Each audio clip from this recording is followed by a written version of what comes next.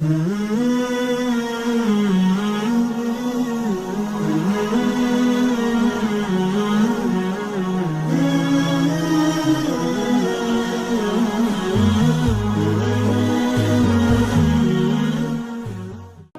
the Ottoman Empire, may Allah reward them, did an amazing job in establishing Islam. However, it wasn't just this. Many of us already know about this. We know that they conquered Constantinople. But as I said, there's much that we don't know. For example, many of us aren't aware of the time that Muhammad al-Fatih, rahimahullah, fought against Dracula. You've heard of Dracula before? When I say Dracula, you're probably thinking of a vampire. And you're saying, yeah, Musa. You're telling me that Muhammad al-Fatih fought a vampire? What's next? He fought Superman? No. Dracula was a real man. There was a real man named Dracula, and he ruled over the southern part of the country of what we call today Romania.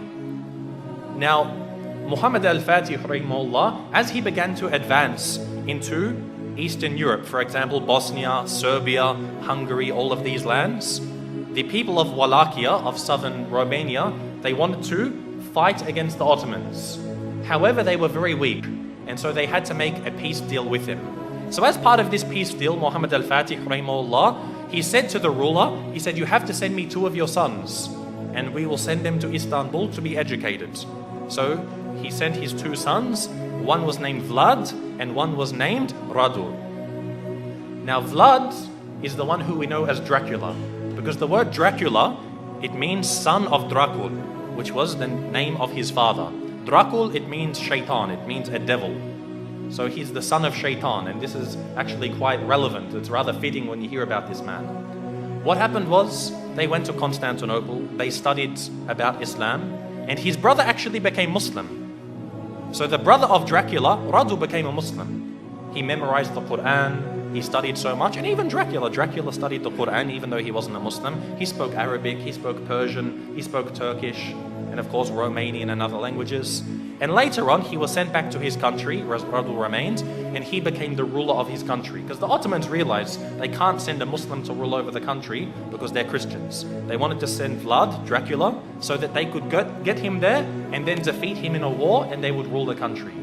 However, Dracula, he decided that he wasn't going to do what the Sultan wanted. The Sultan sent him 2 emissaries, 2 people to come speak with him, and they said to him, you must pay us the jizya. Now that you're the ruler of the country, you have to pay us jizya. And so Dracula, he said to them, if you want to step inside of my court, you have to take off your turban. And so they said, no, we won't remove it for you. We're not going to remove it for a kafir. So he said, take it off. Again, they refused. So he told someone to come with some very big nails and hammers, and he said, if they refuse to remove it for me, then they will never remove it again. And he commanded that their turbans be nailed into their heads. And of course, this in effect killed them. So this was an act of war. Dracula had decided that he wanted to go to war with the Islamic State. And so Muhammad al-Fatih, rahimahullah, he sent a massive army to go fight against them. But Dracula, because of his tactics and the fact that he knew the Ottomans very well, he was able to defeat them on some occasions.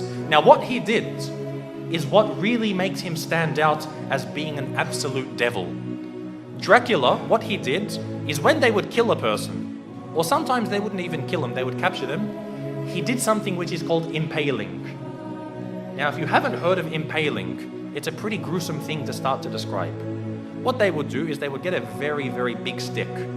They'd make it sharp at one end, they would insert it through your backsides, pass it through your body until it comes out of your mouth.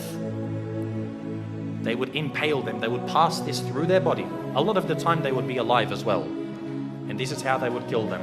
And then they would put this in the ground, then impale the next person, put him next to him. And the Ottoman army, when they went to go check on their troops, they found that on one of the very long roads leading to the capital of this area, they found 20,000 Muslims impaled along the sides of this road.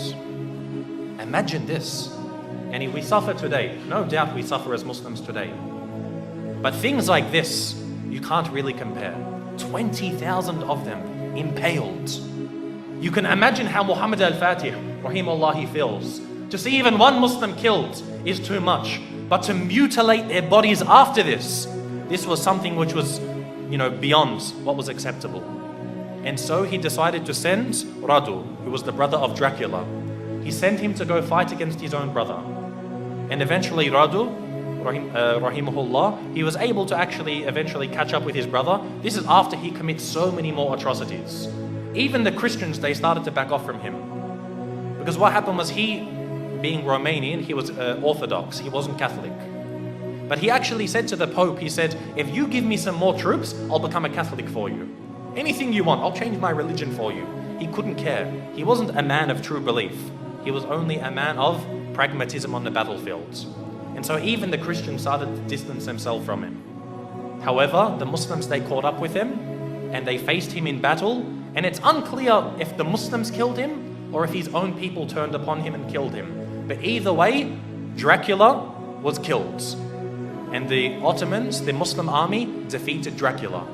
And so what they did was they removed his heads and they took it to the city of Istanbul and they put it on a very, very large stick. They impaled his head and put it at the gates of Constantinople, where it stood for about 2-3 months, to say, if you want to be like this man, wage war against us. This was the demise of Dracula. And again, as Muslims, most of us won't even know about this. How many people know that Dracula was a real man? And we as Muslims, we fought him and we killed him. You know how they say garlic kills Dracula, or a silver bullet to the heart, or a wooden stake? None of these kill Dracula. Muslims kill Dracula. So anyone who wants to follow the way of Dracula, they will face the same wrath from the Muslim Ummah.